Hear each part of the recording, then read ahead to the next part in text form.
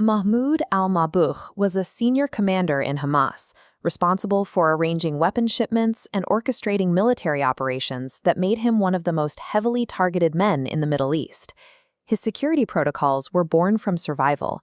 He traveled under fake identities, constantly changed hotels, and carried multiple passports. Having survived an early detonation car bomb and a poisoned meal in Damascus, he established a rigid rule. He only ate food prepared by family and only drank from bottled water he opened himself.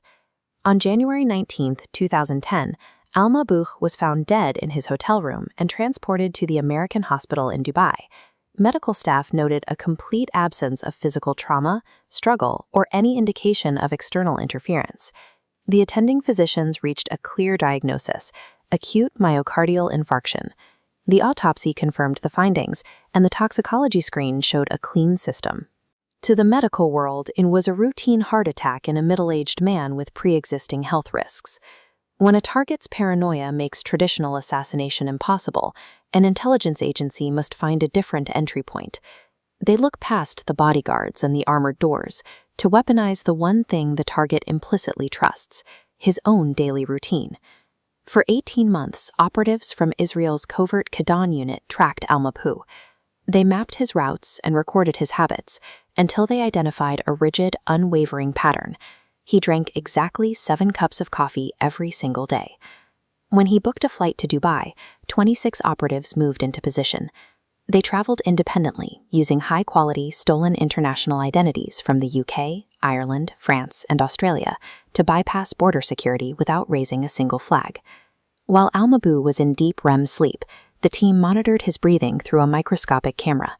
2 operatives used a modified electronic keycard to execute a silent entry into room 230, slipping inside while he remained unconscious. They avoided syringes or weapons that might leave marks or trigger a struggle. Instead, they located his personal straight razor and coated the edge with a specialized, invisible compound, a penetration-enhanced toxin. The operatives left the room untouched 4 minutes later. They had planted a biological trigger that required the target to activate the lethal highways for the toxin to enter his capillary bloodstream.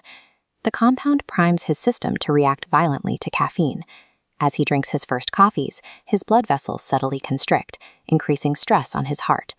By mid-afternoon, during his 5th and 6th cups, the physiological pressure manifests as a racing heart and a heavy tightness in his chest. He dismisses the warnings. The genius of the poison is that the symptoms mirror his actual medical profile: stress, high cholesterol, and a family history of heart disease. To Al-Mabhouh, the physical discomfort feels like the simple byproduct of an exhausting day. At dinner, he drinks the 7th cup. The final dose of caffeine triggers a massive chemical cascade. His blood vessels spasm shut in a state of catastrophic vasoconstriction, instantly blocking blood flow and throwing his heart into a fatal rhythm. He collapsed in the restaurant, the victim of a trap fueled by his own predictable human nature. His reliance on a specific daily habit became his executioner. In the catheterization lab, doctors found no physical blockages or clots. The synthetic compound had already metabolized into molecules that look identical to natural byproducts of cardiac stress, leaving the diagnosis of a heart attack undisputed. A global investigation led by Dubai authorities utilized CCTV to expose the network of operatives and their stolen passports. The discovery of dozens of agents moving in coordination pointed directly toward a state-level operation. Despite identifying the spies, the investigation hit a scientific wall. There was no residue, no needle marks, and no toxin left to find. Authorities could prove the surveillance existed, but they could never prove the murder itself. The operation demonstrated that operational exposure is an acceptable risk, as long as absolute biological deniability is maintained. The spies can be seen as long as the weapon remains invisible. Intelligence agencies now spend millions of dollars and thousands of man-hours to manufacture bad luck. Operations are engineered to mimic the mundane failures of the human body, turning medical history into a tactical asset. A perfectly engineered routine is a trap that triggers itself. The most sophisticated weapons of modern warfare no longer leave craters. They hide in the steam of a morning coffee and the predictable rhythm of a target's last day.